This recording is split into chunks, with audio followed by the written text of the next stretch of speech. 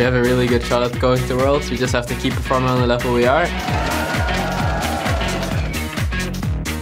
We're on our way up, I think, so that's good.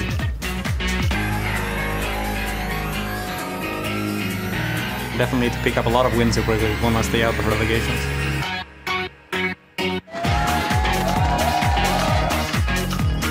The focus is really on to keep going and to keep rolling. There are a few weeks left, so every game is gonna matter a lot.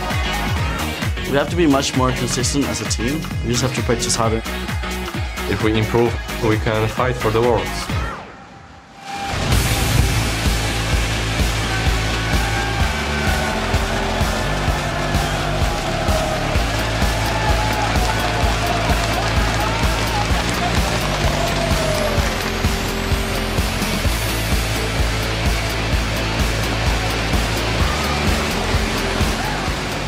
Hello, ladies and gentlemen, and welcome back to Week 8 of the European LCS, coming to you live from Cologne, Germany.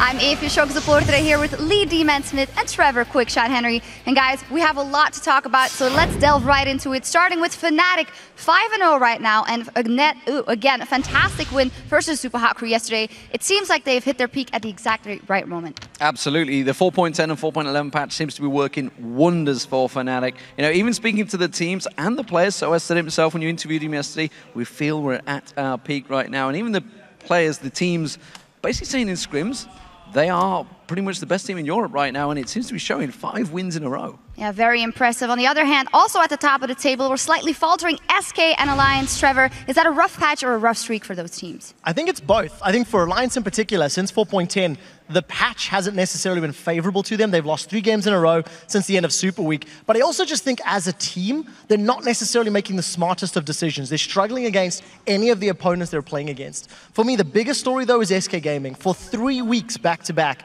they picked up win-loss, win-loss, win-loss. And we're not seeing the ability to dig deep. We're not seeing the ability to stall games out from mid to late.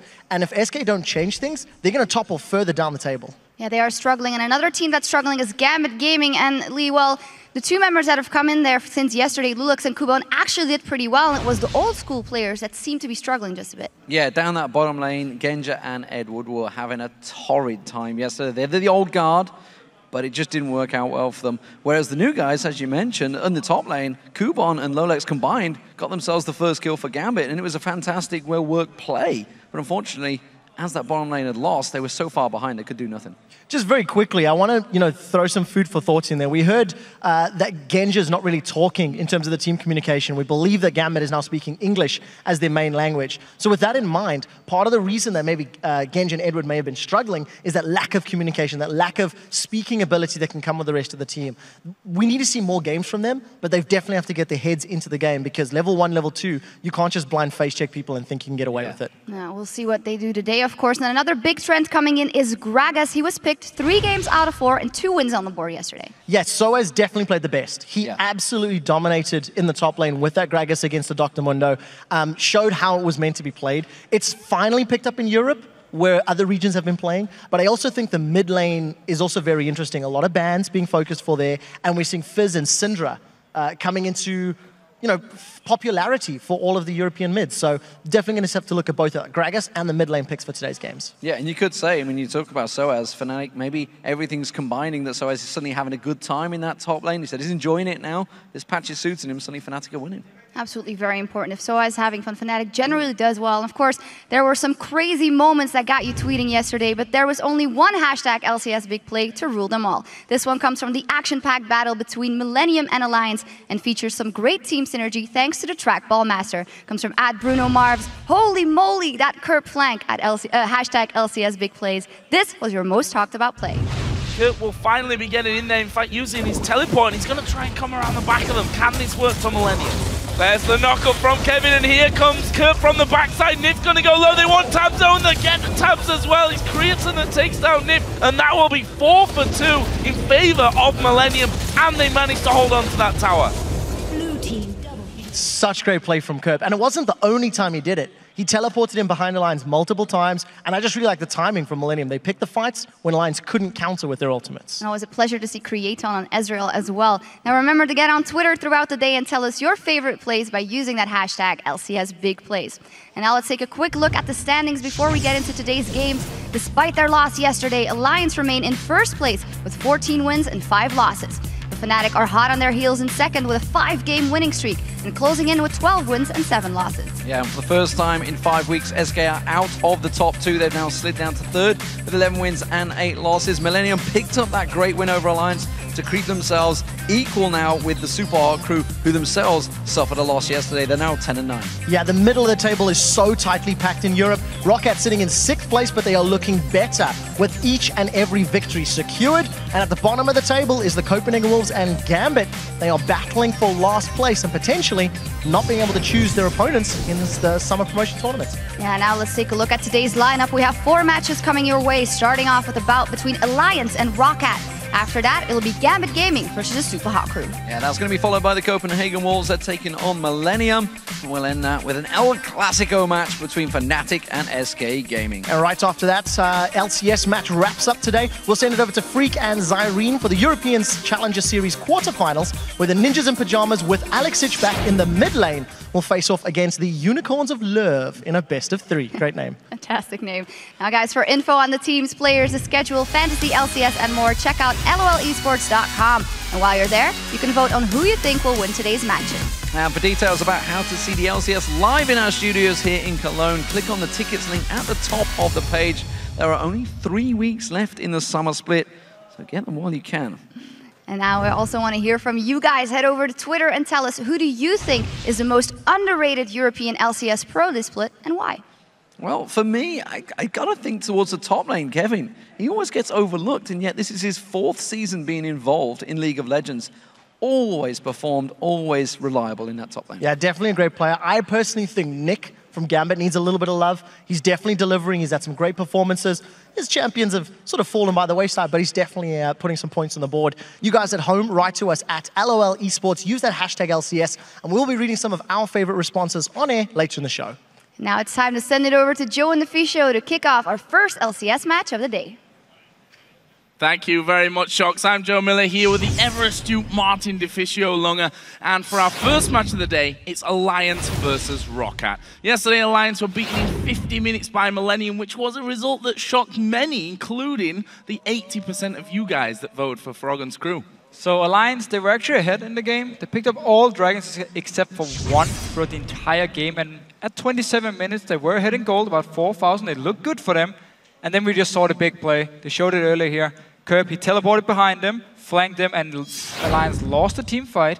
And in general, in this game here, Alliance, they looked uncoordinated in the team fights, and we often saw some individual mistakes, which really cost them the game. I also want to talk about Tabzz here, because he's been really consistent in the summer split, but yesterday we saw him get caught out of position, making a little bit of daring moves, similar to what happened to him in the early spring split. Very true. I mean, it was a bad game by Tabzz. I mean, he picked up some kills, but team fight-wise, he made some very wrong decisions. He played Lucian, and we often saw him actually dash in the middle of the fight, get picked off by Millennium, just instantly killed, and he did nothing there on. And it's just a big issue. He could have stayed back. Nothing we normally see from Tabzz. I don't think he's going to do it today. I think he's really going to step up the game. And I still think for Alliance as a team, it's healthy for them to lose some games now before the playoffs so they can fix these mistakes, come very strong into the playoffs. So on the other side then, ROC also picked up a great victory, taking down another top-of-the-table team with that victory yesterday over SK Gaming. And we had a few new picks actually from ROC. We have Xaxus in the top lane with Gragas, and we had Overpow and Fizz. And they ran this double teleport, and then simply focused on split pushing until they were strong enough to either teamfight or just beat SK Gaming in these one-on-ones in the split push. And Overpow himself, he picked up a few early kills on Fizz, and once he got the Void Staff, he just destroyed Freddy on Yorick in these one-on-ones, and he gave full control to ROC on the map. They took it, and then from there on they started teamfighting as well and just destroyed SK Gaming. And ROC as a team, they actually look happy. They look more confident. So I expect them to keep playing really well, and if they can beat Alliance now, then they're definitely back. Well, we're going to find out here shortly, but first we're going to check out the starting lineups on the blue side for this game. It's Alliance with Wickd in the top lane, Shook in the jungle, Froggen in the mid lane, Tabzz the AD carry, and Nyph the support. And on the red side, we have Rocket with Xaxus in the top lane, Jankos in the jungle, Overpow as the mid laner, Celaver AD carry, and of course, VandeR is the support. So let's check in then and see how you guys predicted this match will play out. According to your votes, Alliance has the lead, but it's not a very Alliance-like number this year. 60% over Rocket. Holy cow. There's a lot of people now believing in Rocket, and Alliance, I think for the last few weeks, it's been like 80% plus pretty much every single game unless they played Fnatic. And now 60-40 here. Definitely going in for a close game, and Alliance, they've lost quite some games in a row now. They need to step it up. Yeah, really need to step things up if they want to hold on to that first position. It's funny, we heard in the start of the day in that intro video that they said, we just need to keep doing what we're doing, which is actually not maybe the case since they are losing a few games in a row now, but it's still not exactly a mountain of losses that they've got to their name. Let's move on to picks and bans though, and what are we expecting here today? Well, we saw Overpow and Fizz yesterday do really well. I think Froggen can handle him one-on-one, so they might focus towards the junglers. Again, Lee Sin is the #1 pick for both Shook and Jankos, and we could see it being a high priority. Well, let's have a look then. We are into bans and picks and see exactly who's going to go with what. Alliance, of course, on the blue side for this encounter, and will have their first choice to ban out here against Rocket. So in this Super Week, Alliance banned Xaxus in every single game. Didn't ban it yesterday, however, and Rocket hasn't actually played it in a while, so I'm not sure if it's gonna be a ban they wanna look towards, but 2 junglers already, so they are definitely looking towards the junglers here, and could be a first pick Lee Sin unless Rocket bans it away, and I think Jankos knows already. Yeah, Fizz taken away there finally, away from Overpow. We also saw Oriana, one of Froggen's specialities, farms up a storm with that one, and always is a danger later on. Of course, the red side casting ban as well. Don't really need to touch too much on that one with his 92% ban ratio. Twisted Fate still open. Been a first pick for Froggen. A few times it's been open, but still, Lee Sin should be the #1 pick for them, seeing as they already banned 2 junglers away. And we see Twisted Fate will in fact be the final ban here then for Rocket, which will leave Lee Sin available to be chosen. And will Alliance actually go for that one straight away there? Been hovering over a lot of different champions, but it will be Lee Sin that's picked up there for the man on your screen, Shook. So the #1 jungler at the moment, because again, everything around him gets changed a little bit. You ban away 2 junglers, it's pretty obvious.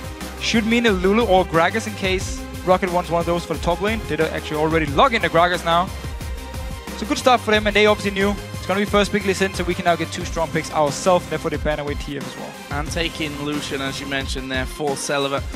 Champion which Tabzz played yesterday, but we already talked about, had a few hairy moments, let's call them, in team fights where it went a little bit too aggressive, ended up costing them quite harshly throughout the course of that one. Alliance, though, locking in quickly with a Shyvana pick up here for Wickd. So Shyvana's actually been a top laner, which in Europe at least, people stopped playing her for a few weeks. She's still very good, all around a strong pick.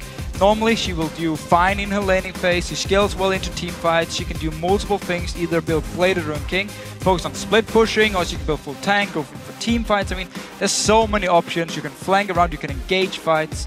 Overall, just a very, very strong top laner still, but we haven't seen her in a while. People have gone for Renekton, Jax, Kayle, Lulu of course now. Both Jax and Kayle been nerfed a little bit, so people look towards other champions. And really, it's a funny thing with Rocket here. Normally, they love to play Lulu, but ever since Overpow played it and everyone seemed to get the farm record against him in the mid lane, he kind of stopped playing. Yeah, stopped playing that one. And we did see Nami locked in there as well for Nyph, who himself gone through a bit of a rocky period. I mean, at the start of this split, Nyph was absolutely on fire. That's how it really goes for the entire Alliance team with that 2-2 Super Week that they weren't really expecting. The loss yesterday as well. We'll see what he brings to the table today with Nami as that support. What are Rocket going to go for? From Lucian, a lane which we've seen time and time again is a real pain to deal with. So annoying and very hard for Nami as well to deal with, because if you get close to her, you will be able to land a stun or either force a flash, and then she's very squishy, she will die unless you land a perfect time bubble. And if Rocket goes for Vi here, it's a pick we've seen from Jankos once before, and it didn't work for him at all. It was against Gambit in the Super Week, and the coordination from Rocket in the teamfights were horrible, to be honest, because Jankos would go in, the rest of the team would run away, and he just ended up dying by himself, and Rocket ended up actually winning the game in the very end, like 15 minutes into the game, because Gambit made a mistake, but still, it was a pick, which didn't actually work for them. We need to see if they can fix the coordination in this one. Again, having to just touch on that again, moving to what I guess we can say the second tier of junglers really, with the two bands of Ilyas and Evelyn on Alliance's side and their first pick of Lee Sin. So will be Vi this time around for Jankos, and the Braum as well locked in there, so they'll have that annoyance of a bottom lane to deal with.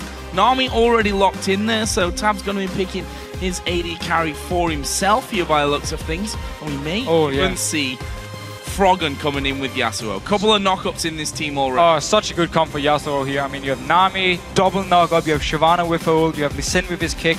So many options for Froggen here to choose targets, and they can also roam around and play like a pick comp, where you have Lee Sin, finds the target, kicks them, Froggen joins in instantly. You can land again the bubble from Nami, so a lot of pick potential here from Alliance, and then you have Caitlyn, the safe AD carry, to provide some wave clear. So if they want to do this split push where they have Wickd in one lane on Shyvana with Blade the Ruined King, you have Froggen in a different lane, and then you have just Tabzz sitting in the mid lane with Caitlyn farming up to the late game, clear the wave over and over, and then Shuk can just move around like he wants to and try to set up kills. Let's see about this one as well. The wind wall could block a lot that Gragas has got to throw in there later on in the game. Got to be quick on the finger, but if someone can do it, probably would be Froggen in that mid lane. So let's see then what ROC are actually going to go for here. And they're actually going to be locking in the Aatrox, which will bring us to Gragas in the mid lane. Okay, so I heard a little bit about Gragas mid, and you do build him AP, but not full AP. You'll need some tanky stats. I mean, Hourglass is a very good item. Abyssal Scepter is a good item on him. Rod of Age is still.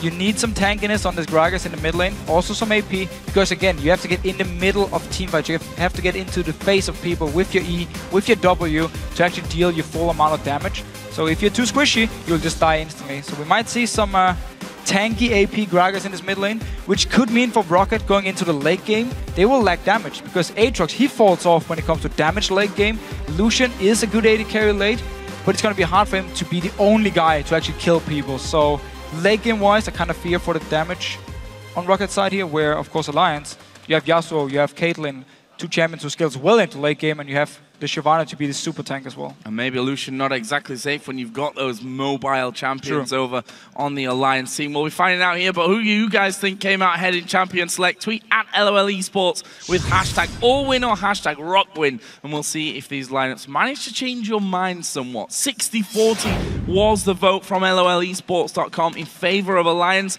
but definitely a lot less in terms of percentage of what we've been seeing you guys voting for when it comes to Alliance games in the past. And from talking with Alliance just before the game here, one of their reasons behind them losing, according to themselves, is they didn't really adjust well enough to 4.10 and now 4.11. And they were looking what other teams were playing and tried to copy it instead of finding their own things. And it didn't work for them at all. And they didn't really know which tactic to use.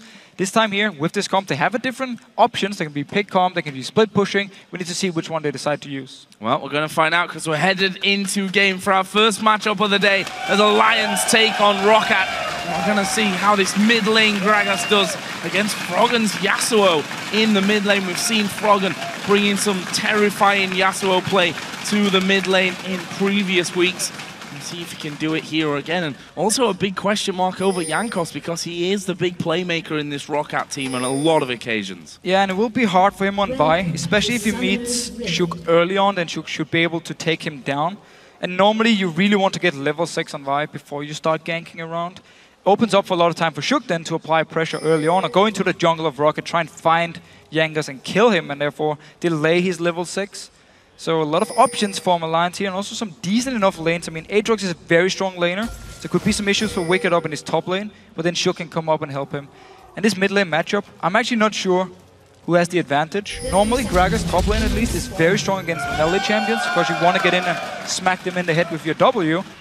But Froggen can just dance around, and of course we have to say 4.11, Yasuo was slightly changed in the early game. His E only stacks up to 2 now, and only gives 50% bonus damage. So you can only dash forward one and then the second time, and therefore you already get the 50% bonus damage. You won't get more. You can still dash around all you want, but this doesn't give you anything extra. So it's a bit of a nerf to his early game, but late game wise it should do any difference. And we are going to see standard lanes here with the 2v2 down in bottom. That's Caitlyn, Nami, versus Lucian Braum. And what are the important things to note in this lane? We said it before that Lucian Braum is always going to be a very hard lane to go up against, if nothing else other than Lucian's passive, which gives him the easier stun option. Yeah, exactly. The fact you can just land auto attack and a Q from Braum, you get 2 stacks, and then you get the double tap from Lucian, and you already have your stun. Makes it very hard to play against. However, I normally don't like Braum too much against supports who can actually sustain, because his poke is just a Q back and forth here. Tap needs to be careful though, taking some damage early on. But we see the poke from Braum, it's just using the Q. It's pretty much only poke he has. Therefore, sustain from Nyph should be able to keep both him and Tabzz very healthy. Nyph actually giving out a good bit of harassment there onto VandeR and onto Celaver as well. So playing his bottom lane fairly aggressive, something that if we think back to the spring split, ROC did so well. VandeR and Celaver was such an instrumental combo in how well they did in that spring split, as we see Froggen already getting the level advantage over Overpow in the early stages. Just dashing back and forth here, landing the Q as well. Some more damage. Overpow will have to farm on the tower now and get his level 2, which is of course is a bit hard for him to pick up all the CS, and Froggen staying around to try and be annoying, because Jankos is still on his blue buff, so Froggen knows he has some time where he can stay up here without any wards until the junglers have done both buffs. Normally you say around 3 minutes and 15 seconds is where both buffs have been done by the junglers, and they can now start ganking. Well, we can see that Xaxus is well on time for that 3:15, already doing his red buff up on the top Jankos side fast, of the though. map. Yeah, Jankos pretty fast himself, and we'll see at what point he decides to come out of the jungle. He may be called into action, because we're expecting that Xaxus is going to be putting pressure down in the early stages of the game, where Lee Sin really does excel, as we see already Froggen once again going aggressive onto Overpow, and Xaxus going to come into the enemy jungle. Can he actually get in there for the raid? He can't, but he's going to have a good go at Jankos here. That's a lot of damage coming in. Jankos falling low, and now Overpow being hit on by Froggen as well. Overpow only got about a quarter of his health remaining, but not going all in. We talked about this, how early on Xaxus can go into the jungle of ROC, try and find Jankos and get him very low, force a flash, maybe even try and kill him, and therefore delay this whole level 6 from Vi. It's a very aggressive play. You see him again, he's just staying in the jungle, double buff and everything, very healthy. Jankos starting to go, he needs to be careful. Oh, Xaxus coming around once again. Q actually connecting, but Jankos has already vault breaking himself closer off to his own tower, and will be feeling more confident. However, he is going to be forced to recall there, and that's early advantage here for Xaxus, who's pretty much dominating that top side of ROC's jungle now. And you have to question the fact that ROC didn't actually ban Lee Sin. VandeR going in though, just poking back and forth here, but ROC they banned Twisted Fate instead of Lee Sin, even though they already knew there was 2 jungle bans from the side of Alliance, so they knew what the first pick was going to be from Alliance. Must mean they really respected Twisted Fate from Froggen here, because this matchup, Vi against Lee Sin, is not good for Vi, and we see it already here. Yang is forced to go back. That's the problem that you have with these superstar mid laners like Froggen, that even though you respect 1, 2, or maybe 3 champions to ban away, as was the case here, he still has champions to bring out that can be terrifying if things get going, and currently he's holding a very healthy CS lead over his opposite number. This top lane been fairly quiet up until now. Wickd and Xaxus just had a bit of a trade, and CS fairly even there as well. Just farming back and forth, both of them. Often in Europe at least we see Aatrox go Blade of the Ruined King as first item. Shyvana normally would go a Sunfire Cape as first and then go into some offensive item, unless Wickd wants to build full tank and try and focus on team fighting. But he does have the option to build Blade and be split pushing, and then you have Froggen doing the same thing in a different lane like we talked about in Champ Select. Let's see what he decides to build. But his mid lane definitely in favor of Froggen here early on. And doing well in Yasuo. See that Overpow's started to reach forward a little bit from his own turret, missing the body slam there. Froggen just able to sidestep that one. Froggen definitely got the advantage. If you look at that CS, it is 13 the difference right now, as Froggen is going to be taking his first recall home. We already see that Overpow has double Doran's rings after being harassed out there earlier on. We'll see what Froggen comes back into lane with, a Zeal and Potion as well. And on this bottom lane, both of them just farming away, slight advantage to Tabzz and Nyph. Talk about how the sustain is very good against VandeR here, because he can only poke with the Q or get him close and actually start hitting them with his melee attacks, but it's very, very hard to actually do. So both of them farming away fairly happy with him. Didn't see too much action. I mean, level 1 and then get back to farm. Yeah, I think from ROC side, they have to come so close to get in on towards that Caitlyn and Nami every single time if they want to get that stun down, that they end up taking so much poke damage trying to get through it anyway. Here they really just want to push the wave out because they only have one ward in the river. So if Shook actually comes in, they're so far off the lane.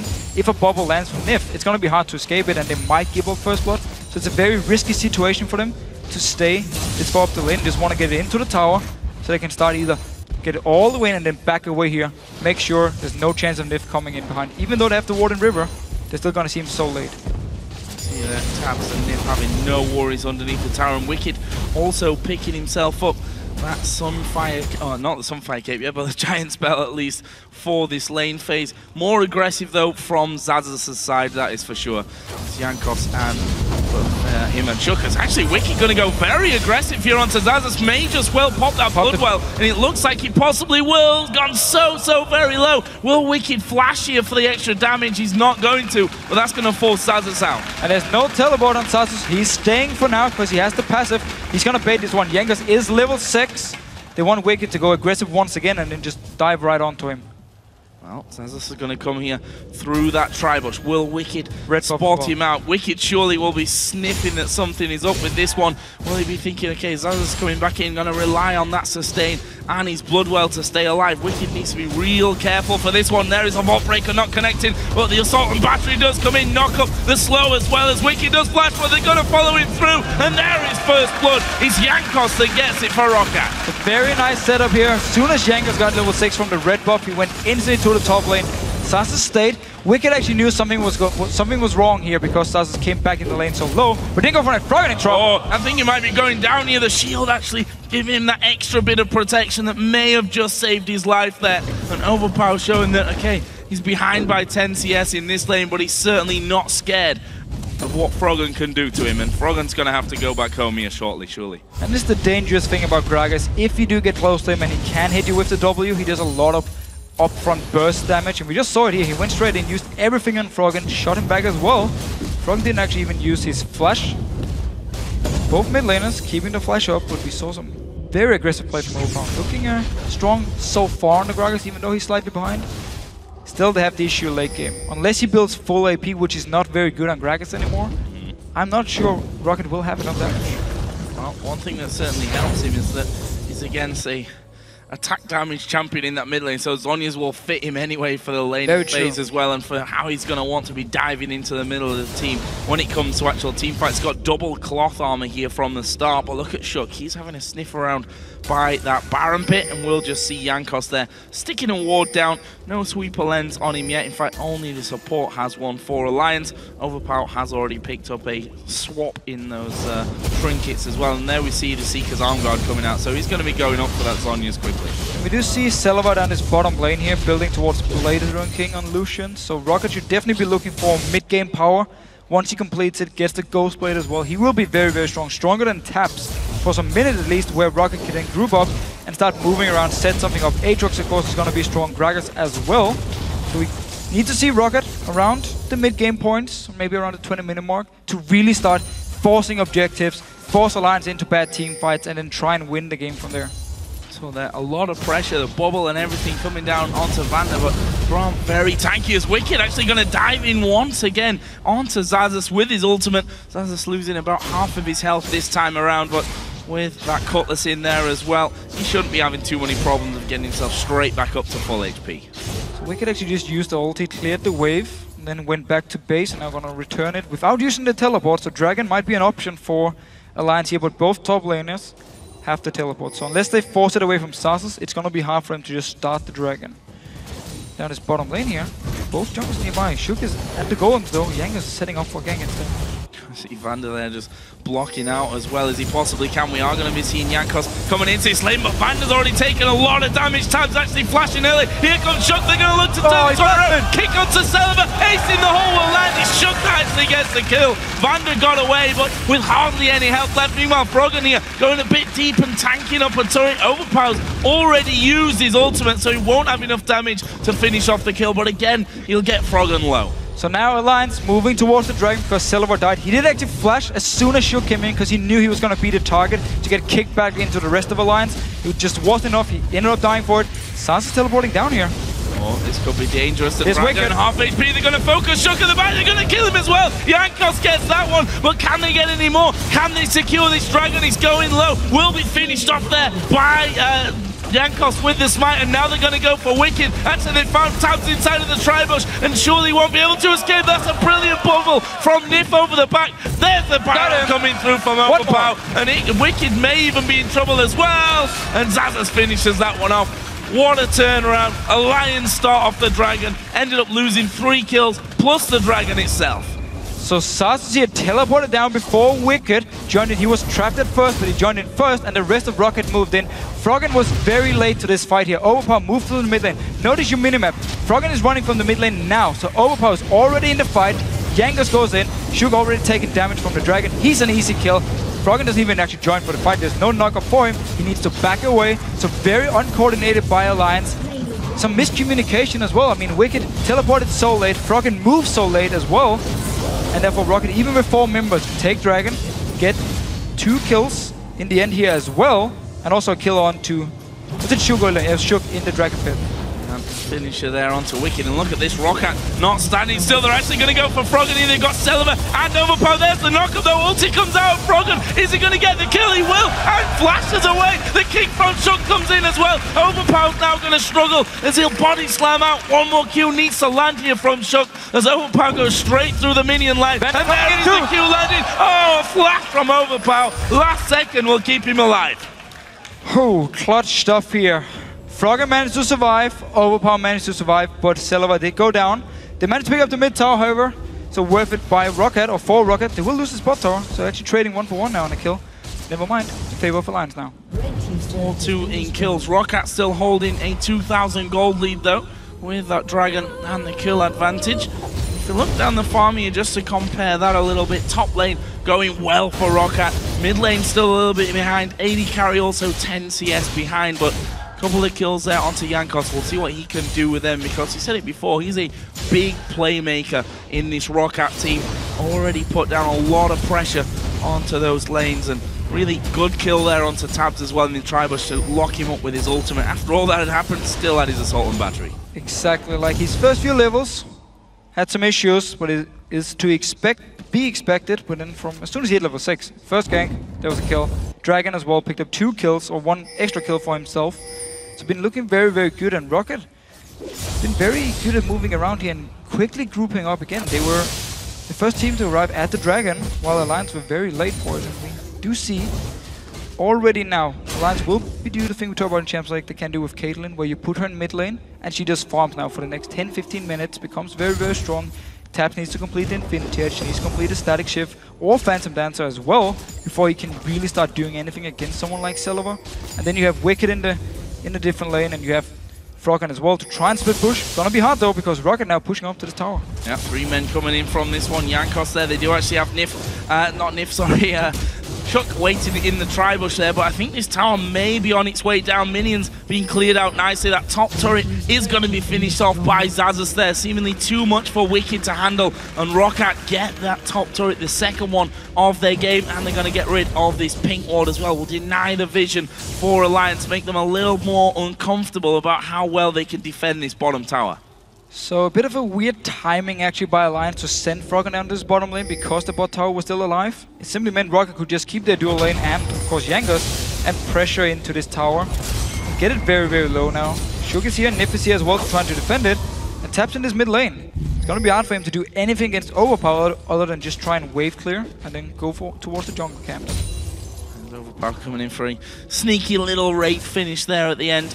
And Jankos is still waiting for any pushback from Alliance on this bottom side of the map, but as that minion wave starts to come through, that turret should be in danger here. I'm not sure that Froggen can hold on to that one. He's got hardly any health remaining on it. Froggen here, you can see just backing straight away, especially as he sees Jankos coming as well. That's turret number 3 for Rocket. Again, a bit weird is the whole thing. Why do you send Froggen bot so early when your tower is still alive? Yes, you lost your mid tower, but he was still doing fairly well against Overpow. Could try and trade back and forth with him, and with help from Shug, they could have been able to pick up a kill. Yet they just gave up the bot tower now. Top tower was already very low by Xaxus himself, so lost all the outer turrets very early in the game. Well, we have to question as well, at this point of the game, with those kind of moves from Alliance which seem to cost them a little bit. Is that really the slow patch adaptation that they've been talking about? For me, that would have cost them just as much 3 weeks ago. Yeah, there's nothing about patch. Nothing about patch. I mean, the comp they're running is very good here in 4.11 as well. It was good a few weeks ago as well. There's nothing with the comp they're playing, the way they play the map as well. Would be the same deal. I mean, they had issues in the laning phase. If you look towards the top lane, where Xaxus did really well and managed to take tower by himself, Froggen did outfarm Overpow, but his tower took a lot of damage, and Jankos jumped in to take it down, or Celaver jumped in to actually take it down. So they did have the same issues in the laning phase, which they could have had otherwise, even though Froggen did well on farm. Didn't have any pressure on Overpow in the very end. Bottom lane, they did take the tower, and then they just sent Froggen down, who can't do anything to defend it by himself. So we got 20 seconds here until Dragon comes up, and ROC have already shown us that they're willing to fight around Dragon, which is something that the ROC team that were struggling earlier on in this split almost refused to do. They were very scared of getting their hands dirty and fighting around the Dragon. I think because they were scared of losing too early on in the game and falling too far behind. But we saw this from them yesterday and over the last week as well, and certainly here today when they feel they've got this advantage over Alliance, and they're going to be looking to start off this Dragon once again, possibly. Notice the build from Overpow. He's building towards many different items at the moment. Not sure if he wants to complete a Rod of Ages, if he wants a Lich Bane, Iceborne Gauntlet, he wants an Hourglass. I mean, there's a lot of different items he's building towards, but he didn't actually complete any of them. And if he wants Rod of Ages, you want to get it as early as possible so it starts stacking up. But he's been delaying it a lot. He wanted the early armor, and then he wanted some cooldown reduction, then he wanted the Sheen to smack Froggen even harder in the head. And now also towards the Rod of Ages. Xaxus once again going on to Wickd. Blade of the Ruin King goes down. There's the ultimate now of Wickd. He's going to back away. Dragon started in the meantime here by ROC, and they're going to get this one. Nothing that Alliance can do. And that will be another Dragon here for ROC. And they're up to almost a 5,000 gold lead, 18.5 minutes into this game. Everything going so well for the Polish team. So this one Alliance have to give up, especially again if you look at the AD carries. We talked about how Blade of the Ruin King and Brutalize into Ghostblade makes Lucian very strong at his mid-game point, where Caitlyn just needs to farm up. I mean, Tabzz been sitting in his mid lane for the last 5 minutes, just trying to farm as much as possible, so he would have been a lot weaker in the fight. Froggen himself, he needs some more items on Yasuo before he can really start killing people in these team fights. He wants to complete the Blade as well to be even stronger in the split push. So Alliance just going to be happy sitting in their side lanes and putting Tabzz in the mid lane and try and farm up as much as possible. And then it's up to ROC now to force the next objective. They already got the Dragon, they got the outer turrets. Are they going to group up 4 members and start pushing down mid lane? I don't know what exactly they want to do. Xaxus in this top lane is beating Wickd one-on-one, so they can use this to apply some pressure and force multiple members from Alliance to go top and try to defend against Xaxus if he pushes all the way down. We did see Alliance actually send Shook and Froggen down towards his bottom lane, see if they could catch Celaver out, but he's just frozen that wave halfway up his lane, and he's not going to be feeling in any kind of danger right now, trying to get a bit of farm back. He's fallen a decent amount behind Tabzz, who, as you mentioned, has just gone between the mid lane and the Wolf camp pretty much constantly for these last 5, 6, 7 minutes.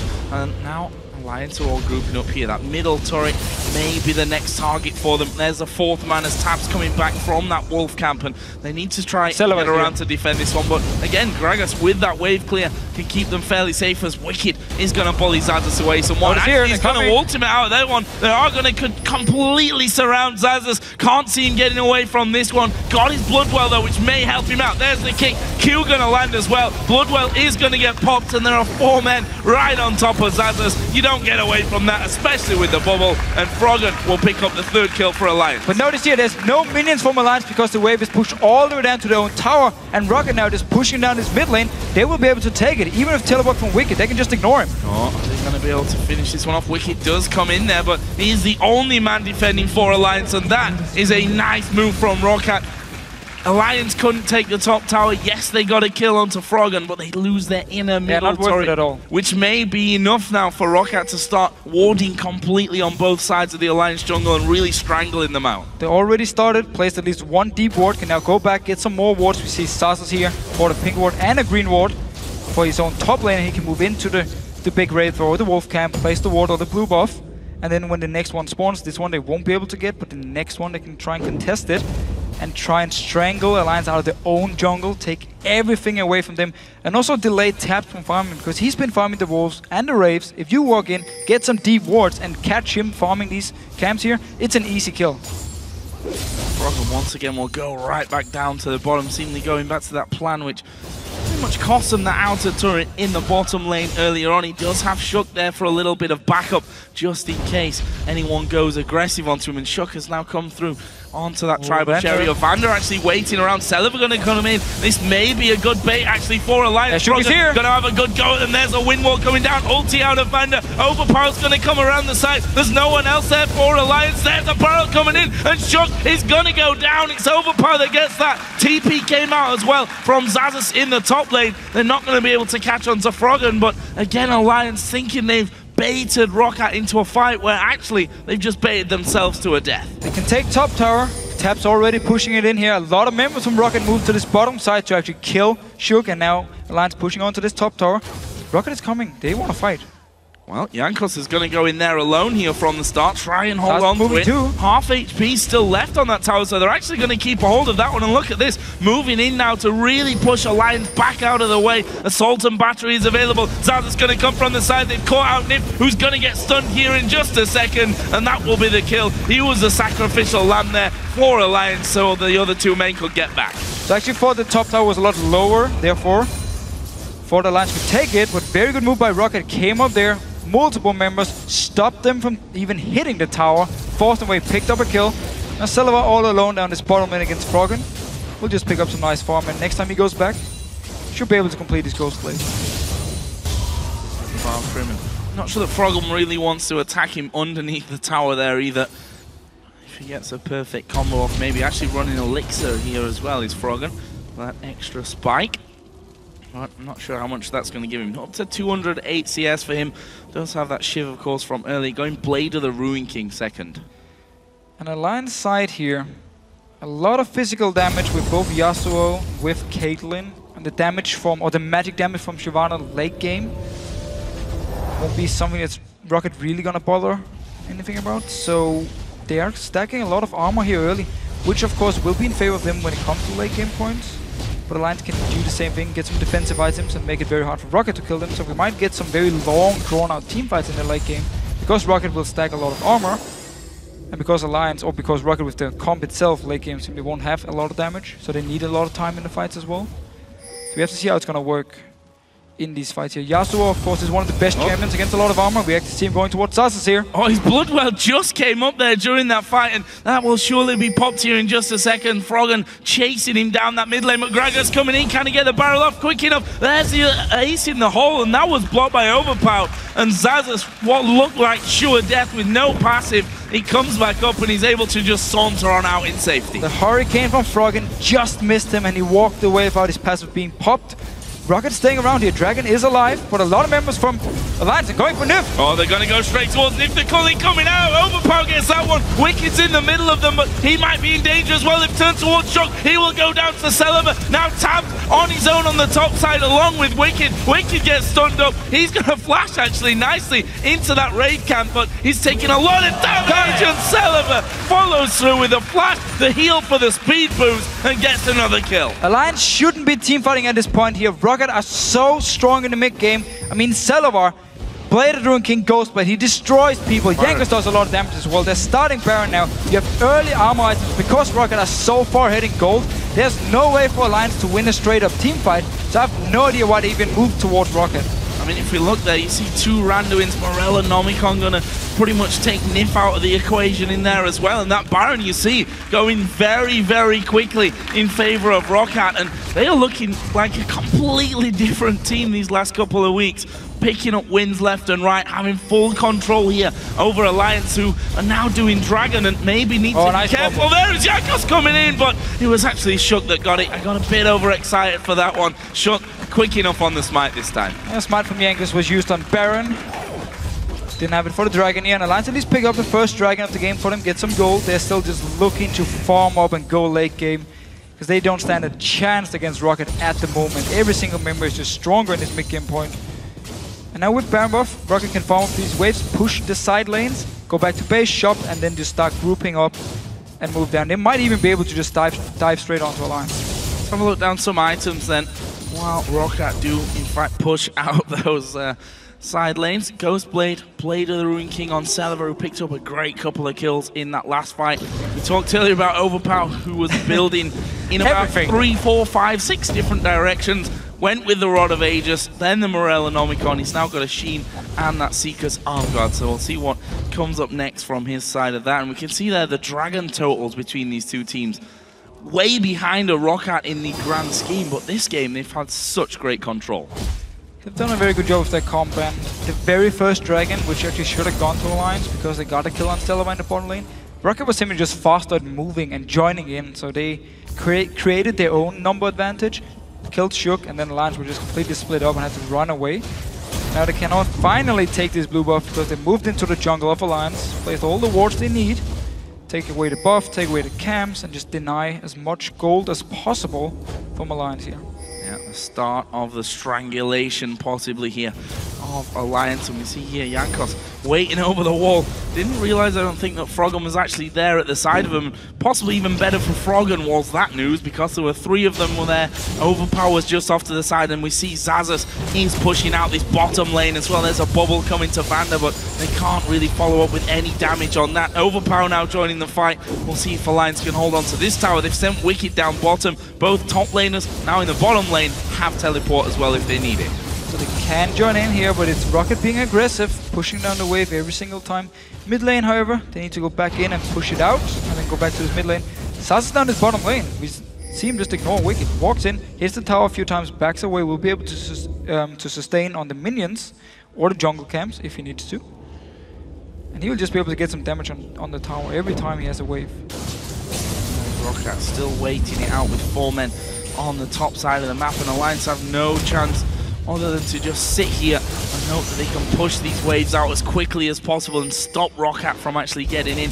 We see that bit of tanking going to be needed from Jankos. That's a big hit from Tabzz, actually getting a big crit on towards Celaver, which sent him packing a little bit. But Froggen now, if he shows himself somewhere else, that might be the chance to take that inner turret. Yeah, or just go straight for the dive if they want to. I mean, Nyph is an easy target. Tabzz, of course, can net away, but still, there's so much damage in this mid-game point for ROC. If they log onto a squishy target, they will be able to get a kill very fast. So we have a slight pause coming out here. Actually was Overpow that initiated that one, so we'll see exactly what the problem seems to be on that front. But let's take a look then at where we are in this game. We see that ROC nicely ahead overall. 8,200 gold, 4-1 up in turrets, 9-3 up in kills. And those kills in very good place as well. 2 on the AD carry, 3 for Overpow in the mid lane. And I think it's a good time to talk about Overpow because we were wondering how strong this mid lane Gragas was going to be. We've been seeing top lane Gragas over and over and over again. But this mid lane Gragas has worked out nicely for Overpow. So this is probably the first time I've seen Morellonomicon on mid lane, or on Gragas here in the newer patches, because normally, again, people will build some defensive items, where Morellonomicon obviously does not offer you anything defensive. So it's the first time I've seen it, but he's just playing, he's using the fact he was so strong. Even though he fell behind in CS to Froggen, he could actually duel him and kept going towards the kill. So he got very strong, kept building for a lot of AP just to be even stronger now in his mid-game points. Even though he doesn't scale as well as the old Gragas when it comes to his abilities, he can still be very strong now because he's built all this AP. But it will be risky for him late game, where he will be very squishy. And someone like Tabzz, we see him already in Vintage Static Shift. Once he completes a few more items, he will be able to take him down very fast. Yeah, protection probably going to have to come out next time around with the Zhonya's or what have you for Overpower. Look at Celaver as well, because he's got now that last Whisper finished off. Just a step ahead of Tabzz, really, on finishing off those items, thanks to the gold lead that ROC have over Alliance. And this game is the reason the European AD carries on Lucian likes to build Blade of the Ruin King and Ghostblade. If you look at the other regions, you actually often see just Infinity Edge every single time as first item, especially in Korea, they don't build this at all. But they like, the European AD carries, they like to go Blade of the Ruin King and just focus on this mid-game power spike you get. And it's a thing ROC has been doing. I mean, as soon as it was completed, they just started looking for fights, looking for kills, looking for objectives, and they got them every time because they were so strong. And because Alliance, for some reason, walked straight into them, I was like, okay, we'll team fight you. Oh, never mind, we lost. And it's funny because we looked at other teams before and we said they've got a fine team comp, but they're fighting at the wrong times. And it seems like Alliance have done almost that in this game, getting dragged in a couple of times there to that Dragon Pit. We'll see if they can actually change things around. They're on the back foot now, of course, with Rocket having Baron buff on and just being, quite frankly, so far ahead of things. They've set up that split push, Xaxus down in the bottom lane with Wickd trying to hold on to him. And you mentioned about Wickd, the fact that the Shyvanas here in Europe generally will go into that Sunfire Cape and then maybe off onto Blade of the Ruin King. This time around, full tank build though. Randuin's is his second item. So normally when you talk with the top laners here, they will only go Blade of the Ruin King if they feel like they can do anything in a split push. Otherwise, they'll just build full tank and stay in farmer lane with teleport, then teleport in and flank around in a team fight and just be very, very tanky. The issue is, if you build full tank on Shyvana, you won't be able to hold someone like Aatrox, because he has Blade, so he will take you down very fast in the start with the 8% of your current health on hit with the Blade, and at the same time, every time the minion wave comes towards him, he'll just heal back up whatever damage he took before, and he can keep doing it again and again. So Wickd won't be able to hold him in these one-on-ones, and they have to send someone down to help him, otherwise they will lose a tower. And Alliance at the moment are just trying to buy time. Only issue for Rocket, while Gragas is good at sieging, he's still a melee champion, so he needs to move in and smack the tower. He can't do it because Alliance is standing there defending, so they only have Celaver to actually hit the tower. So how do they hold on to this in the grand scheme of your Alliance? We talk always about wave clear and how your composition is able to hold on to turrets. And if you look down that Alliance team, the only real safe wave clear, I guess we can call it, is the Piltover Peacemaker out of Caitlyn. And then you look at Pacemaker, that's a pretty cool. Bad for your heart sometimes, or good for your heart in others, I suppose. But for Rocket, you know, the likes of these barrels that are going to be hurting means that it's hard for you to stick to a tower. If Celaver pops his Cullen, you can't stick onto that turret against an AD carry that's going up to 3-4 items. And it's what Rocket is doing at the moment. They are standing 4 members up in the top side and just try and poke away into Alliance. If they manage to get some poke on someone like Tabzz and force him away from the tower, they can just move straight in and take it. I mean, they need 1 member from Alliance to back away.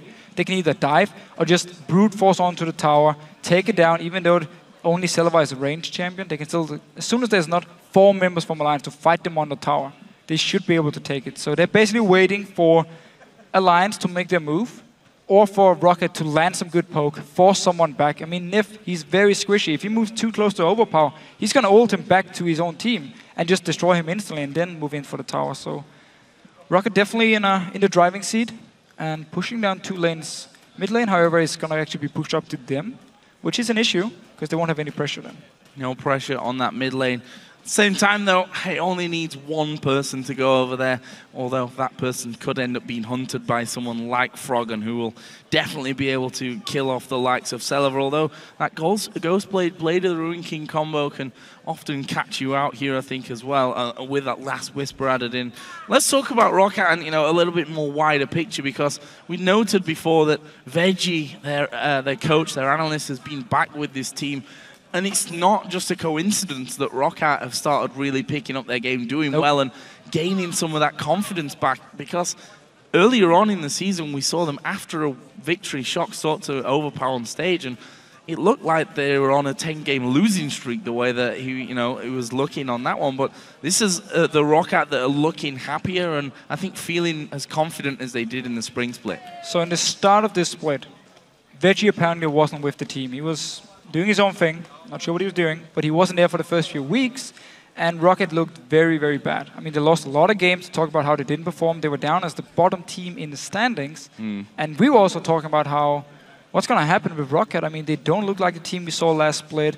Some of the other players were talking about they had a good run last split. The patch really fit them. It doesn't fit them anymore, so they will no longer perform as well. Veggie came back. They always talk about how he helps them a lot. He provides a lot of insight to the game and helps them find tactics and strategies. So once he came back, it was pretty obvious. As a team, they started believing more and more.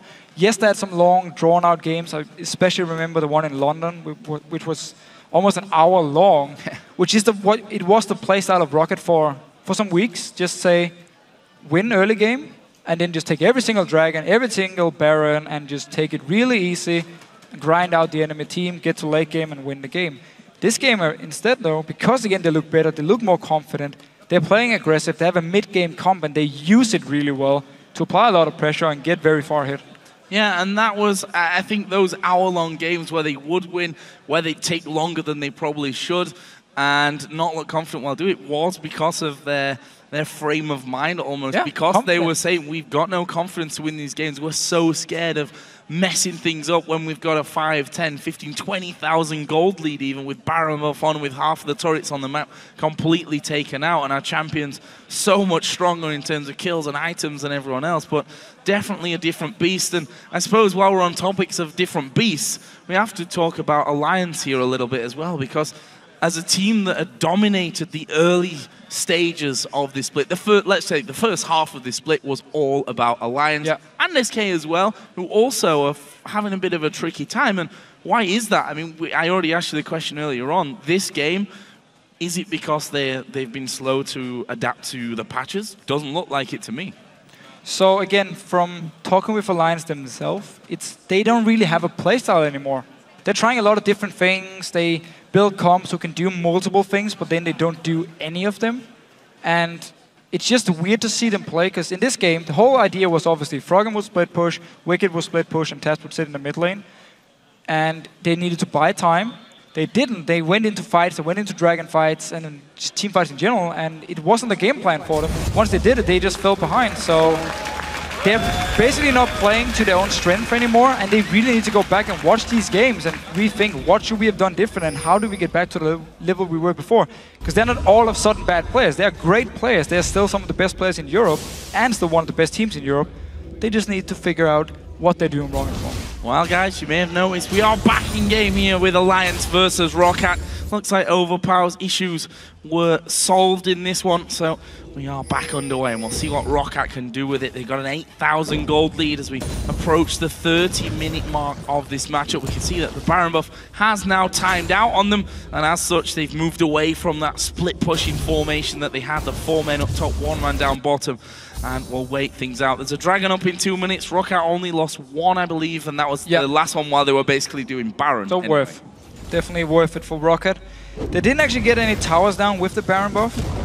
Just kept farming, got some deep wards, which has now disappeared. And you see Alliance, some very good defensive wards. Instantly as they lost the Baron buff, they went into their own jungle, placed a lot of wards up so they could try and spot ROC moving around. And now ROC basically need to reset everything, group up once again, start moving down. If they feel confident, they can siege down the tower, go into the jungle once again, put some new wards, because they've all disappeared by now. And Xaxus just staying down this bottom lane here. Farming on against Wickd. Now actually Froggen, maybe he wants to look for a fight. There's a lot of armor on the side of Xaxus, but we have to remember, Yasuo with his 50% armor penetration when he uses his ulti is very good against armor. Against 50% of that armor at least. Against 50% of it. I mean, you probably still would wish they didn't have any armor, but he's one of the champions who can work against it. So, Baron, as we were talking about, Dragon will be coming up in 1.5 minutes time. Just want to note that Jankos actually picking up that frozen mallet, so good chunk of health and a bit of AD, and that's frozen mallet. Just slow really to maybe be chasing down the last final members of Alliance who try to escape from them. Looks like ROC maybe setting up first of all for that Dragon, and then going to move straight over towards Baron. You can see already the ward coverage that they have on the top side of the map. Pink wards basically all around there, so that they keep full vision of that while they do that objective on the bottom side. And Alliance in this mid lane don't really feel confident enough to just move straight into the Baron area, because if ROC is waiting for them, they will lose the team fight, and they know it, so they're just staying very, very far back, trying to farm. You even see Froggen on this bottom lane here, being very careful. Just, okay, I'm going to move forward, I'm going to move back a little bit. Okay, I'm just going to take this wave and then back away, because I know there's a chance ROC is nearby, and they are nearby, because they're moving in now. That's a lot of people. That is a lot of people to go onto Froggen, and there we see the Sultan battery going to be used. Froggen is going to flash away, but he's not going to escape this one. He's going to fall down eventually. Jankos against that goes onto a rampage at 404, and they can loop around, do the Dragon, or maybe say, you know what, we've only got 25 seconds, we're going to go to Baron, or even they're pushing down this mid lane. This is what they needed.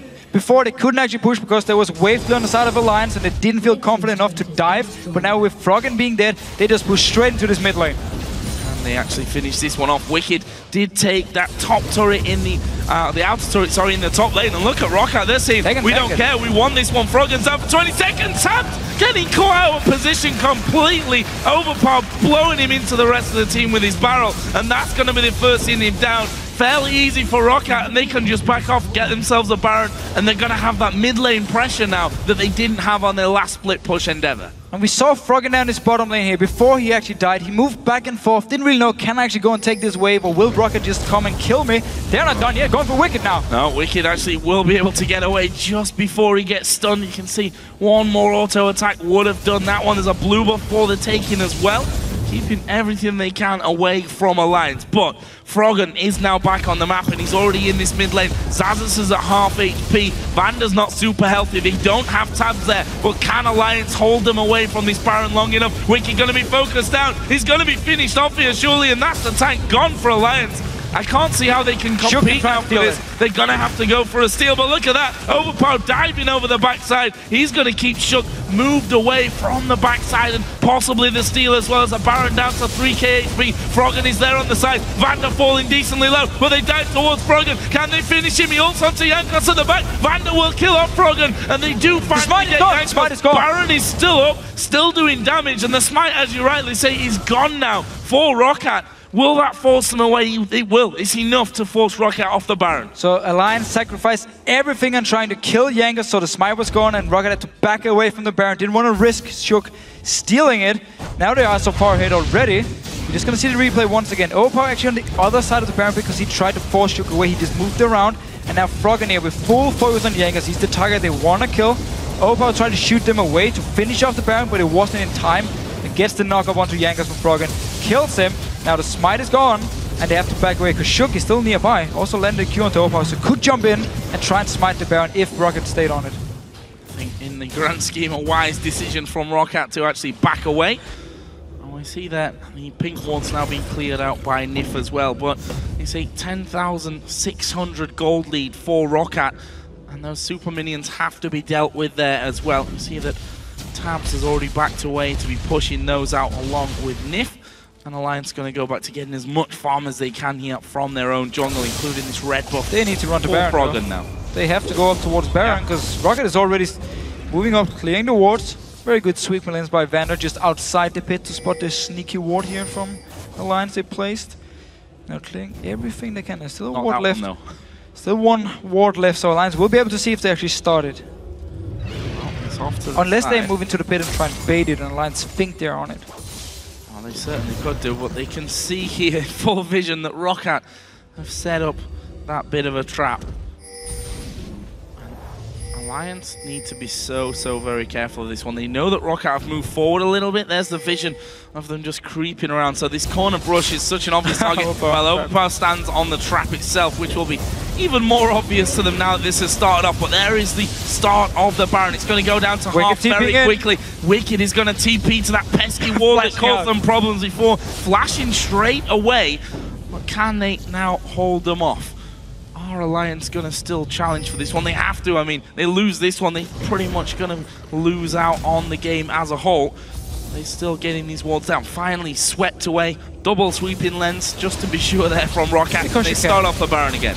Starting in, Overpow staying outside of the Baron pit to try and poke Alliance if they move in towards them. Shuken coming in with the ward. Same deal as before here. And actually going straight for Shook. Want to try and take him down. Oh, they're going to try and stun him out here. There is the stun, and they're going to dive towards Shook. Double kill low for Froggen, and the Baron is still alive here. This is a disaster for ROC. What's going to happen? Xaxus gets himself popped there on his Bloodwell. Baron's still very low. There is Jankos bubbled up. Jankos goes Alliance out. Alliance get the Baron. Disaster strike for ROC. They may even get ace here. Tabzz and Nyph now chasing after VandeR. It's a double already for Tabzz. VandeR will get to safety, but Alliance have got half a minute to push up the mid. I have absolutely no idea what ROC was doing here. VandeR, he went out straight onto Shook, used everything by himself. Everyone else from ROC just went on different targets. I really hope we're going to get a replay here, because Alliance now, they're definitely back in the game. And they're going to take turrets like nobody's business, shredding through them. Wickd tanky enough to just go in there and tank them up completely. The inhibitor surely will fall as well. Overpow and Celaver are going to be coming up in 7 seconds time, but Alliance say, we've held on long enough, we've stolen the Baron, and look at that mid lane. It's now in our favor because our inhib has really respawned as well. So again, you're just gonna see the replay here. Notice VandeR going for Shook by himself. Nobody else follows. Wickd goes into the Dragon Pit or into Baron Pit. There's no coordination from Rocket. Jankos stays jumping around. There's nothing here. Froggen kills 2 people by himself. Xaxus jumped out to try and kill Shook, but why do you even care about the jungler at this moment when there's an Yasuo just killing your entire team? So there's so much focus from Rocket onto Shook, even though it wasn't even about stealing the Baron now. It was about actually a real team fight. There's so many free kills from Alliance. I mean, completely horrible team fight by Rocket and might have just given everything over to Alliance. And this is why Rocket was so insecure about doing things like this before. These are the kind of problems I think that gave them that insecurity where they said, we've got a massive lead, but we're scared of going too far. This time they bet everything on that Baron. And Shook, you have to say, played that absolutely brilliantly. Drew so much out of the back, almost went down, and then just safeguards off into the pit as well, using everything that he had. Did stay alive as well, got a heal coming out of Summoner from Tabzz and also from Nyph as well. And almost, I'd imagine, was laughing after that fight where they thought, I'm going to die at the back, guys. This is their Baron. Somehow survives it. Froggen just blowing them up for the double kill as well. And now you see that entire map belongs to Alliance. Bottom side completely I say completely watered out. There's 4 very close wards there. But Rocket, that's going to bring back some of these indecisive thoughts that they had in previous games, and I worry for them at this stage. And they didn't even need the Baron. They were very far ahead. They already had mid inhibitor down, so that super minion spawning in. They could have gone back to the 4 people top lane, 1 person in the bottom lane, and just pushing in. And as you talked about, they would have now the pressure in the mid lane. So didn't actually need the Baron, yet they put so much focus onto it. Still, Alliance are behind in goal, and there's a lot of armor on the side of Rocket, so we might see Alliance just try and keep farming up a little bit and not necessarily just force a straight up team fight under the tower of Rocket, even though they have the Baron buff, because it's going to be hard for them to burst down a target with all this armor on the side of Rocket. Do with a last whisper here and there. We obviously have one on the AD carry. Froggen might think about that, although he went for that Banshee's Veil as a bit more defense here. Especially, I mean, Banshee going to help things out when he's got to dive in there to get his ulti off and the knock-up across him. Overpow then may have his ultimate blocked from that one that could possibly hinder that one. But look at Alliance, they've pushed up a bit on the bottom lane. Mid lane is going to be pushed on through. They're just going to switch straight across towards that top side of the map, get more wards in on the red side of Rockat's jungle, and surely then just push this top wave out so that Rockat are left with a decision of where do we defend. They probably don't even have to defend anything at the moment, because Alliance, with Froggen down this red buff, is only 4 members, and they're just looking to push out the waves and then move away, because Rocket can now move up to the top tower here, but Alliance, I mean, they know they can't really push it in, so they just back away. And they put pressure on the map simply to take everything in the jungle of Rocket and make Rocket think, okay, they're gonna group up 5, try and go for a tower here, we need to stay as a group in our base and just defend the tower. But Alliance, they kept Froggen by himself in their own jungle throughout the entire time of the Baron buff, so they never really were looking for any fights, just farm, farm, farm. Need more items. I mean, Tabzz again needs even more items before he can really melt through all the armor and then become very, very strong. You want Wickd as well to get a blade so he can start doing something against Xaxus if they do end up in this one-on-one once again. So Alliance basically just been buying time with this Baron buff and giving them a lot of extra gold. Have a look at some more items here. As we talked about armor before with the Randuins for the jungler, for the top laner. They've both now got Thorn Mails as well, which is going to be a harder nut to crack. Just want to quickly look how much exact armor. 286 on Xaxus, 284 on Jankos. So a lot of armor to be working through there. So this game definitely not going to be over. This Baron buff probably going to be timed out, and Rocket, well, if it comes to another Baron, which it probably will here with 2 minutes until it spawns, they're going to be worrying so much about how they can safely do this one. But to be honest, despite that last fight, they're the ones that have been in control of this game up until now. 100%. It was all about this Baron here, and then some miscommunication by Rocket. Some members going to stop Shook, some members staying to team fight, and in the end they just split up and got destroyed by Alliance. Also into Baron Pit, it's very hard to move around, very easy for someone like Froggen to land a knock-up, hit multiple members with his ult, like we saw before. And Alliance still just waiting, buying time, keep farming.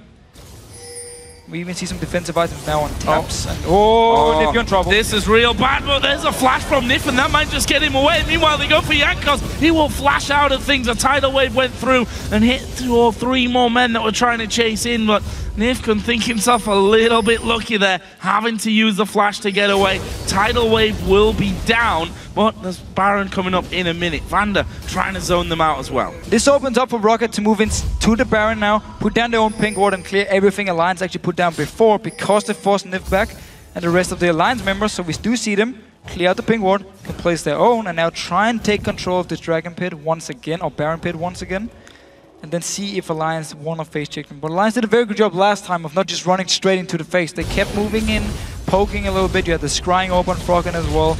And that is one very important ward to just spot Rocket as well. Look at that gold swing there. Rocket having a slow but steady lead that was building up until about 35 minutes in the game, where it's hitting around 10k. And all of a sudden that just disappears as they lose out on Baron the kills and everything in that mid lane. That inhibitor has respawned now though, so won't have super minions coming in. But look at the timer top left, 10 seconds until the Baron comes up. Rocket have already moved out here. What's the plan gonna be? They're gonna go for Tabzz. They're gonna try and lock down the AD carry with 2 men. Have they got enough to finish off? Froggen is there as well. Overpow goes into the mid. Tidal wave comes down. Zon uses pop. Froggen's gonna go down. There's the shutdown. That's truly the big kill that Rocket are looking for here. Xaxus is low. Wickd will probably finish him off. The Shook getting chased through. Celaver gets another one. Wickd did get the kill, so it's 2 for 1, but they've lost Froggen, they've lost Shook. Overpow's going to completely zone Wickd away now. Nami's up the top side. Tabzz will get a recall. He's going to be the only one around there. This should be the Baron. TP coming in. You can't actually stop him TPing out, but he probably won't care either. Rocket going to go for a Baron that I don't want to say 100% is theirs, but beyond anything ridiculous. Now it is, because Nyph's going to go as well. So there's no one there for Alliance. Rocket, with that team fight win, are going to secure Baron. Such a good engage by Jankos. Look at the minimap. Alliance are completely out of position. Tabzz takes so much damage, forced to flash away here. Overpow joins in. He needs to use Outlast very early to dodge the wave, but then all the damage from Alliance now is pretty much gone, because Tabzz was forced out. He can only hit the closest target, and Froggen, he tried to kill Celaver, wasn't enough, he went down, and from there on the damage was gone from Alliance, and now Rocket could just clear it up with all the armor, but still trying to go one, and Tabzz, you're dead again. Tabzz completely out of position there. This happened the last time that Rocket pushed in on towards that inhibitor. There's 2 men down. Shook's going to be coming up, but there's no AD carry for a minute. Rocket have a wave pushing at bottom. Top's going to be slowly but surely pushing through as well. They should have Alliance down to just their base after this push. Now there's no wave clear on the side of Alliance, so they should be able to take this tower as well and push it into the next one, because there's still 40 seconds on Tabzz.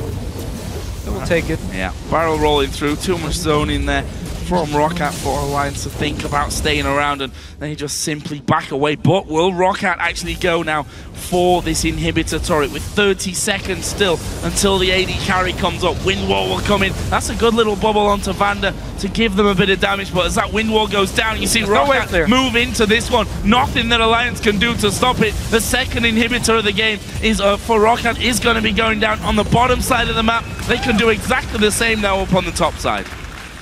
So with all the armor on the side of Rocket and so much physical damage on Alliance, Rocket actually looking very, very strong in the late game. I said in Champs like how Rocket might have issues late game with the damage because of the champions, because Xaxus doesn't scale as well with AP as he used to do. But because they've been stacking so much armor, they've been doing well in these fights. And because they could catch Tabzz out of position, we have to say it, he was caught out of position in the mid lane. The rest of Alliance weren't even close to help him. So it was a big advantage from Rocket just as the fight started. And then he managed to take down Froggen afterwards and punish Tabzz once again in the mid lane, where they caught him out of position for the 2nd time in a row. And then took 2 inhibitors from it. So very good engages from Rocket. And as long as they can get to the squishy targets from Alliance, they will be able to actually force them out of the fight or take them down and then win the fight, even though they don't necessarily have too much burst damage themselves. Feel a little bad for Tabzz, because as that fight started and basically Jankos just beeline for him, he was actually pretty far back, but that's the advantage of Vi. You know, if you use your flash, your Vault Breaker, and then your ultimate to get in, you cover a lot of ground. Doesn't mean that you're necessarily safe. An Alliance who are just all over the place now, and look at it, they're moving straight towards the top side now. And finally, Rocket also did the thing they didn't do against Gambit when they played Vi last week. follow Jankos. If he goes in, everyone follow. Like they flashed for Xaxus, he flashed, jumped on to Tabzz as well. They knew, okay, Jankos is going in, we will follow him. They didn't do it last week when they played Vi, therefore they lost the team fights. This game around, they've been doing it every single time. When Jankos went in, the rest of the team followed instantly. So one inhibitor remains here for Alliance. The super minions are going to be streaming in down the bottom lane. That's the lane that's going to be causing the most problems because they have to leave the furthest possible place to defend here on this top side of the map. We'll see if ROC can force them to send someone down there. They're going to have to. We can see that Tabzz is already moving back to that one. Mid lane is also pushing in as well, and this should allow ROC to get in there and have a good go onto this turret. The super minions are already on the Nexus turrets. They're going to get one at least from this one. Alliance have sent Tabzz back, but he can't stop it. There's actually, how many? 2 super minions in there. Tabzz himself is actually taking a lot of damage from those super minions. Does finally clear most of those out and gets back to the top lane. Alliance, they have to just go for an engage, try and win the fight, then go back to your own base and clear the super minions. Because every time they move back and forth to clear them, Rocket will push in, get a few hits on the tower, and they can keep doing it over and over. Wickd there taking some damage of his own. Tabzz real far forward once again. Only needs a single ultimate to come out there from Overpow, and he'll find himself right in the middle of the team. And his Banshee's Veil not ready just yet. That's the thing that may save him going forward as the ball lands onto Xaxus. Cullen gonna come out. You need to get away from that as they do manage to dodge off to the sides. And we see that the super minions being pushed back at least to the steps of the base for now by Alliance. You also see the traps being put down by Tabzz, so annoying to deal with when you want to move in and hit the tower. If your Banshee's not up and you're Celaver and you step on a trap, it's the go signal for Alliance to just pile onto you and try and kill you. Infantry spawned here in mid as well, so ROC just going to come straight across to this one, try and deal with it. It's Overpow took a little bit of damage there from Wickd. He's got that Blade of the Ruin King, but there's still super minions inside of the base itself, and that means the second Nexus turret is actually going to go down to half HP, which is a real problem here. Alliance holding on by just a thread in this match. Top lane is being pushed out by Overpow as well. It's all about killing Celaver at the moment. If they manage to get him down, a lot of the damage from Rocket is gone, and you see them constantly trying to land with Bubble onto him, land the Hurricane from Froggen, just to get this engage going where they can kill him instantly and then win the team fight. If they don't get to Celaver, he will be able to destroy them. Can they do this? Can they hold on to it? That's the question. It's not just raining, it's pretty much pouring here from Alliance's side. Those super minions again will be coming in down the bottom. It is the last wave though, because that inhibitor did respawn. Mid inhib of course is already up, as well as Wickd. Gonna get caught out a little bit, but he is super tanky at this point. And ROC just looking again for that little chance where Alliance have maybe overcommitted on one side or the other. And in the end they decide, okay, let's back away. We've done enough damage for now. There's 1 minute and 15 till that next Baron comes up. They're all sat on over 1,200 gold. There's 1,800 gold even on some of them to spend. So gonna be on max build here. And Rocket played it very, very safe here. Every time Alliance sent someone back to clear the super minions, Rocket didn't actually move in and try and take inhibitor or try and take a tower. They stayed back. Some Alliance now managed to hold off, got both inhibitors back now. Super minions will no longer be spawning. I feel like Rocket maybe could have been a little bit more aggressive, but they didn't want to risk getting into a bad fight and lose the game here because they've been playing so well. So played it very, very safe. Now gives Alliance actually a second chance, because Baron is going to be up in 30 seconds, where Alliance can go up and try and force or try and be part of a team fight. And if they win it, take Baron and possibly the game here. So a second chance for Alliance. Even though they have super minions running into the base, and with all the armor on Rocket, they could easily have tanked up the tower if they wanted to.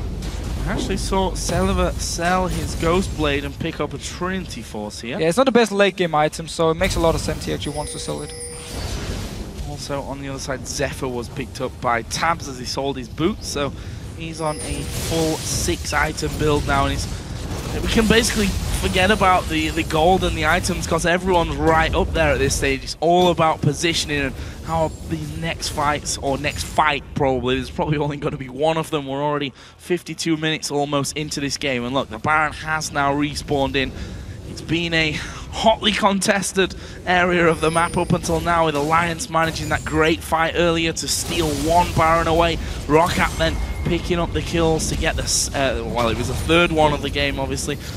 And now the 4th one has spawned in, and we'll see who's going to get the better of that one. I think Roccat, as you said, could have been a little bit more aggressive earlier on, but it's definitely about safety for them. You know, they've already had that scary moment once where they ended up losing the Baron and then their inhibitor in that mid lane.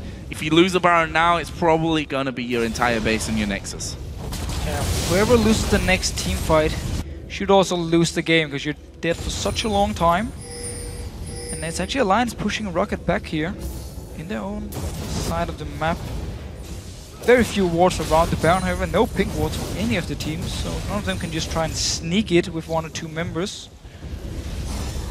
Alliance actually pushing up here, getting some damage on the Xaxus, forcing him to back away, but Wickd as well, take a lot of damage from Celaver. A lot of damage, probably far too much, and there's the ulti coming in, they're going to go for it. Wickd has to flash away. Nyph going to be bounced around as well. Froggen does get his ultis onto Overpow, and he just uses the Zhonya's. They lose Shook. Overpow's going to go low. He's back. Is he going to survive it? There's a lot of damage following in on that one, but he has managed to live through. Tabzz may be caught out as well. VandeR, Celaver chasing in. Nyph will be the easy target here though for Roccat, and only 2 men now left alive. They're too dangerous men for Alliance. Wickid's going to TP back up to this one. Didn't fully heal, but it might actually be enough for him. Where are Roccat going to go? We can see they're kind of wondering, do we go back? No, do we actually recall here? Alliance starting to push a little bit up middle. Roccat going to come back into this one. Wickd takes another blast from Celaver, but they're playing around each other, trying to get back onto their own side. There is Froggen going in. Can he finish off VandeR? It's Tabzz that gets the kill, but Froggen will be hunted down. Wickd down in as well. Celaver down towards Tabzz. Gets that one. Wickid's going to go down as well. This is surely the game for Froggen.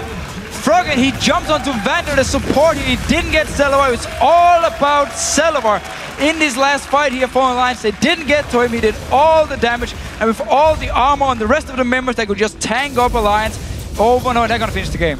They're going to finish the game. Shook's going to come up in 7, Nyph in 15, but that's not going to be anywhere near enough to stop this Roccat team blowing through their base. Jankos and Overpow can tank things up, and they're actually going to go for Shook here. It's going to put Jankos onto the fountain. Kick from Shook will get him probably back off to safety, but they don't care. They're going for the Nexus, and Roccat go 2-0 on the week. Alliance losing out once again, and what a victory. It was a hard-fought one. It took them 54 minutes. They lost a team fight, lost a Baron, lost an inhibitor, but held on in the end. Brilliant from Roccat. And this very, very last team fight was so back and forth. It was all about getting to the squishy members. We even saw Overpow go in very aggressive, had to use the hourglass and managed to get away, recalled and returned into the fight. And Alliance, they stayed around, they wanted more. Lands a knock one to VandeR, goes for it, and then Celaver just stays right next to him and just destroys the remaining members of Alliance and managed to win the game here. So both teams with some very, very close late game team fights. You have the one side with so much armor, you have the other side with 2 great scaling, carries into the late game, but they just couldn't deal with all the armor from Roccat, could tank it up, and they could never get to Celaver, ever. Both teams are now on bigger streaks than they were before. For Roccat, it's now a 5-game winning streak. For Alliance, though, it's a 4-game losing streak. Yeah. We talked earlier on about Fnatic maybe peaking at the right time. We may be looking at Alliance losing these games and struggling to find their form at exactly the wrong time of the season. 4.11 definitely didn't go well for them yet.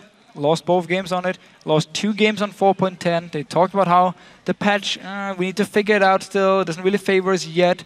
They have to go back and prepare for next week, because if they keep playing like they're doing now, they might make a Fnatic from last split and just lose 7-8 games in a row, and all of a sudden teams will overtake them in the standings. Well, a brilliant win there for Roccat, and we're going to send things over to Xaxus, who's on stage with Overpow, for a closer look into that game.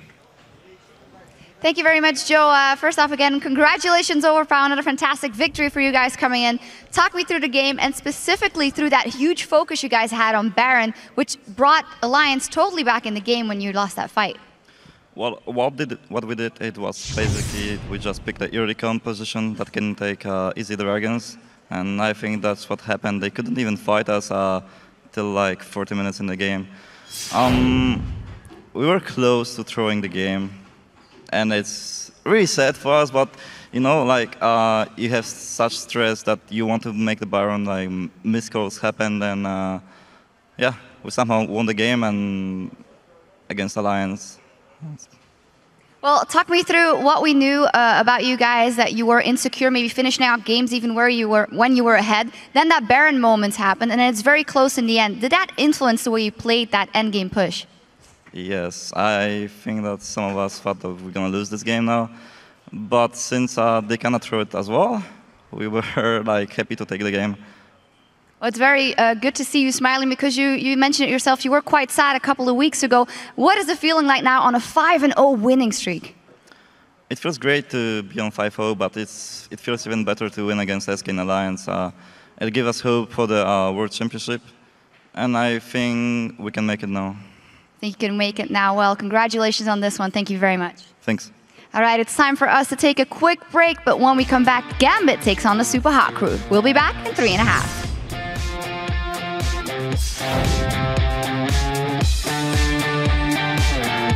There's a lot of Alliance fans, at least when I walked onto the stage. I don't know about you, but me and Nyph got a good cheer. No, I got no cheer. Yeah. Wow. Sad. Wow. No, they're intimidated by my muscles. Oh god, jokes. Free kill, they're finishing. I got Lucian. Lucian and Gragas in the back. I hit the one. They're on me. I heal you. Finish it. Agents is still in the pit. Don't finish it, do not Fuchs reload. I'm dead, I'm gonna die. Kill the Y. Get the Y. The Y. Finish Nash. I get the Atrox. Go mid. Beast wave, dude. Overpow goes into the mid. Tidal wave comes down. Zon uses Pusch. Froggen's gonna go down. There's the shutdown. That's truly the big kill. The ROC are looking for you. Can he finish up VandeR? It's Tabzz against the kill, but Froggen will be hunted down. Wickd down in as well. Celaver down towards Tabzz. Gets that one. Wicked's gonna go down as well.